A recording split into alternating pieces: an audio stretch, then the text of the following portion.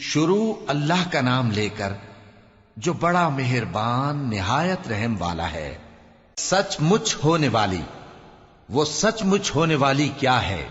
اور تم کو کیا معلوم ہے کہ وہ سچ مچ ہونے والی کیا ہے؟ وہی کھڑکھڑانے والی جس کو سمود اور عاد دونوں نے جھٹلایا۔ سو سمود تو زبردست زلزلے سے ہلاک کر دیے گئے، رہے عاد تو ان کو نہایت زوردار آندھی سے تباہ کر دیا گیا۔ اللہ نے اس کو 7 رات اور 8 دن ان پر چلائے رکھا۔ تو اے مخاطب، تو ان لوگوں کو اس میں اس طرح گرے ہوئے دیکھتا جیسے کھجوروں کے کھوکھلے تنے، پھر کیا تو ان میں سے کسی کو بھی باقی دیکھتا ہے؟ اور فرعون اور جو لوگ اس سے پہلے تھے اور وہ جو الٹی ہوئی بستیوں والے تھے، سب گناہ کے کام کرتے تھے، سو انہوں نے اپنے پروردگار کے پیغمبر کی نافرمانی کی تو اللہ نے بھی ان کو بڑا سخت پکڑا۔ جب پانی طغیانی پر آیا تو ہم نے تم لوگوں کو کشتی میں سوار کر لیا تاکہ اس کو تمہارے لیے یادگار بنائیں اور یاد رکھنے والے کان اسے یاد رکھیں۔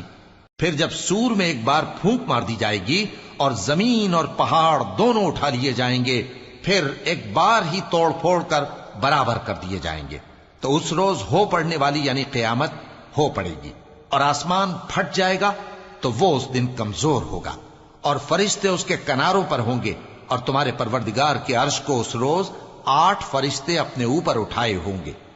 اس روز تم لوگ سب پیش کیے جاؤ گے اس طرح کہ تمہاری کوئی پوشیدہ بات چھپی نہ رہے گی۔ اب جس کا اعمال نامہ اس کے داہنے ہاتھ میں دیا جائے گا، وہ دوسروں سے کہے گا کہ لیجئے میرا نامہ اعمال پڑھیے، مجھے یقین تھا کہ مجھ کو میرا حساب کتاب ضرور ملے گا۔ پس وہ شخص من مانے عیش میں ہوگا، یعنی اونچے باغ میں جس کے میوے جھکے ہوئے ہوں گے۔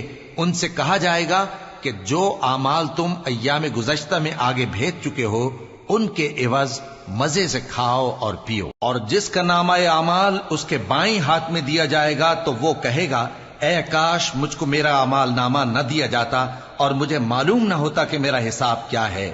اے کاش موت میرا کام تمام کر چکی ہوتی، آج میرا مال میرے کچھ بھی کام نہ آیا، مجھ سے میرا اقتدار جاتا رہا۔ حکم ہوگا کہ اسے پکڑ لو، اب اسے طوق پہنا دو، پھر دوزخ کی آگ میں اسے جھونک دو، پھر زنجیر سے جس کی لمبائی 70 گز ہے جکڑ دو۔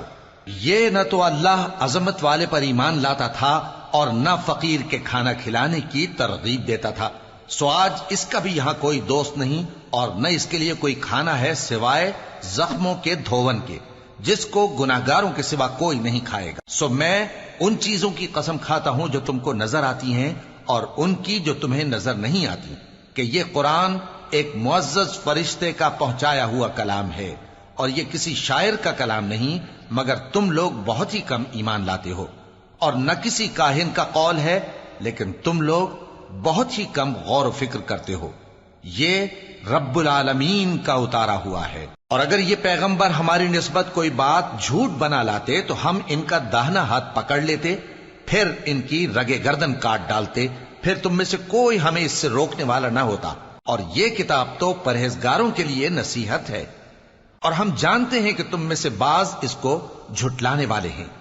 نیز یہ کافروں کے لیے موجب حسرت ہے، اور کچھ شک نہیں کہ یہ یقین کرنے کے لائق ہے۔ سو تم اپنے پروردگار عظیم کے نام کی تسبیح کرتے رہو۔